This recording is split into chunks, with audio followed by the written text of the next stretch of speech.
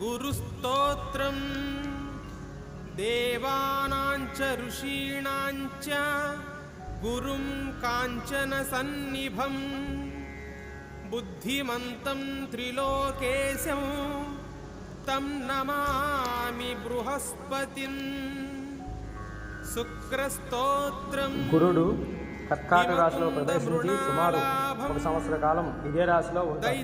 అందువల్ల మేష, సింహ, ధనుష్, కుంభరాశి వారికి కొంత అనుకూలత ఉంటుంది. కనుక ఈ దోష నివారణకు యమునాది పుష్కర సమయంలో గురుగ్రహ కారకమైన గురువునికి ప్రీతిగా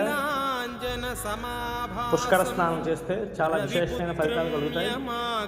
గురుగ్రహంలో గురురిష్టే సంప్రాప్తే గురు పూజాంతకార్యే గురుధ్యానం ప్రపద్యామి పుత్రపీడోపశాంతయే. గురుగ్రహ దేవత అనుగ్రహ కటాక్ష సిద్ధిరస్తు.